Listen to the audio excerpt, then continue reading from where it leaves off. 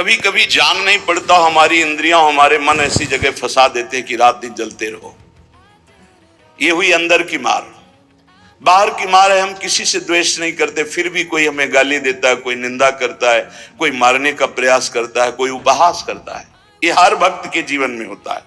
तो श्रीपाद कह रहे हैं दोनों तरह की मार जो सह गया उसका हृदय बन जाता है इस प्रेम रस का रसास्वादन करने के लिए।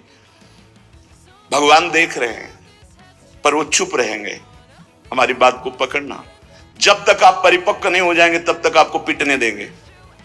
सहो, भगवान आदेश करते हैं, अर्जुन के सामने खड़े हैं। मात्रा स्पर्शास्तु कौन्ते शीतोष्ण सुख दुखदा आगमा पाइनो अनित्यास्तास्ति तिक्षस्व भारत। ये नाशवान है, आने जाने वाले दुख सुख है, इनको सो। बड़ी गलती हो जाती है, हम टूट जाते हैं, बाहर की थपेड़ों से अंदर की मार से टूट जाते हैं। इसीलिए हमें भगवदानंद की अनुभूति विलंब से नहीं तो बहुत जल्दी हो जाए। दौड़ पड़ते हैं भगवान जब साधक हर बात चुपचाप सहता रहता है, हर मार सहता रहता है, तो भगवान को फिर देखा नहीं जाता, फिर दौड़ पड़ते हैं और उसके हृदय मंदिर पर प्रकाशित हो जाते हैं, निहाल हो जाता है। श्रीपाद कह रहे हैं हासम भर्त्सन ताड़नादिषु सदा कुर्वन् विषादम नहीं ग्रासस्याप्यनुपस्थितौ व्यवहरल्लोकेति मुग्धार भवत्। तुम्हारा उपहास होगा, हंसी तुम्हारी उड़ाई जाएगी, बहुत उड़ाई जाती है। घर परिवार के लोग ही हंसी उड़ाने लगते हैं, मित्रजन ही हंसी उड़ाने लगते हैं, ऑफिस के लोग ही उपहास करने लगते हैं, और ज्यादा हो जाए तो ताड़न भी करते हैं, पीट भी देते हैं। ऐसा होता है, घर परिवार के लोग ही। ऐसे कितने हमारे पास प्रश्न आते हैं कि हमारे परिवार के जन हमारा भारी विरोध कर रहे हैं। हासम भर्त्सन ताड़नादिषु सदा कुर्वन् विषादम नहीं। सदा तुम्हारा उपहास हो रहा है, बहुत कठिन है प्यारे, बहुत कठिन है। प्रवचन कर लेना सरल है, प्रवचन सुन लेना सरल है, सहना बहुत कठिन है। जब बाहर से निंदा हो और अपमान का समय हो और अंदर से इंद्रियां और मन साथ न दें, फिर सोचो उस उपासक की दशा क्या होगी।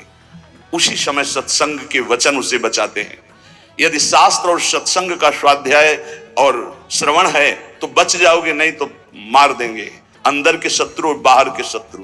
ये परमार्थ बहुत बड़ी वस्तु है, बहुत बड़ी वस्तु, अनंत जन्मों की बिगड़ी बनने वाली है। बस गेम है, थोड़ा सह जाओ आगे निकल जाओगे, पर बहुत कठिन है। हम इसलिए कह रहे हैं किसी मार्ग पर चल कर बोल रहे हैं।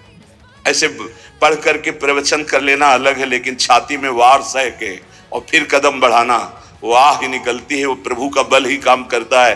वो आपको गिराने की कोशिश करेगा, उठाने की कोशिश नहीं करेगा। उठा सकते हैं तो महापुरुषों के वचन और भगवान के वचन जो शास्त्र कहे, बकाया और कोई नहीं। जब ये पढ़ते हैं दास्ति तिक्षस्व भारत, सह जा इनको, तो हिम्मत आती है। जो सह गया वही परम पद का अधिकारी हो गया, वही अमृत पद का अधिकारी। हिम्मत बनती, चलो चलो और आगे बढ़ो, सहो।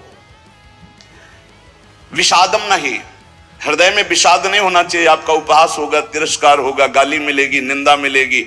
हो सकता है तुम्हारे मित्र तुम्हारा त्याग कर दें, परिवार के लोग तुम्हारा त्याग कर दें, ऐसा भी हो सकता है। ग्रासस्याप्यनुपस्थितौ व्यवहरल्लोकेति मुग्धार भवत्। हो सकता है कि तुम्हारे खाने पीने की व्यवस्था में भी व्यवधान पड़ जाए।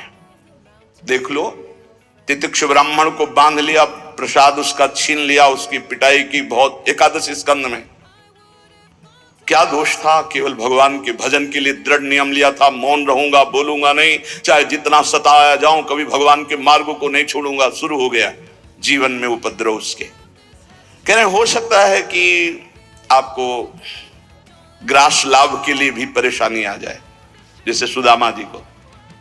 तुकाराम जी भी महाराज अभी आगे चरित्र, तुकाराम जी भी महाराज कह रहे हैं अन्न के बिना परिवार त्रस्त हो गया, एक कवल खाने के लिए अन्न की व्यवस्था भी नहीं रही। लेकिन कभी विषाद नहीं हुआ। पांडुरंगा विठल के प्रेम रंग में श्री चरणों में नूपुर बांध करके नाचते सामने, जय राम कृष्ण हरि, जय राम कृष्ण। चाहे जितना दुख हो, कभी नियमावली नहीं टूटी। और कह रहे हैं कि व्यवहार में प्रायः लोग तुम्हें मूढ़ ही समझे, ऐसा व्यवहार करना। बहुत विद्वान हो, बहुत ज्ञानी हो, ऐसा करोगे तो फंस जाओगे। अपने को छुपा करके भजन बढ़ाओ, जब तक परिपक्व ना हो जाए तब तक कोई जान न पावे कि तुम इतने भजनानंदी हो, तुम ज्ञानी हो, तुम भगत हो। नैष्किंचन्य महाधनो निज गुणा न स्थापयन करहिचित सर्वाश्चिद वपुषो नमन प्रणयतः सेवस्य वृंदावने। अकिंचनों के परम धन श्री भगवान होते हैं। अपने गुणों का प्रकाश मत करो, बालवत रहो, दूसरे के द्वारा किया हुआ तिरस्कार, अपमान, निंदा, उपहास सह जाओ। हो सकता है तुम्हारी परिस्थिति ऐसी बिगड़ जाए कि भोजन आदि की भी व्यवस्था नहीं, पर चिंता मत करना, पूरा जगत तुम्हें नमस्कार करेगा, ऐसी स्थिति जागृत होगी। ये बात, आखिरी परिणाम को जो देखता है वो दौड़ता चला जाता है परमार्थ में, जो वर्तमान में शरीर की व्यवस्था देखता है वो हार जाता है।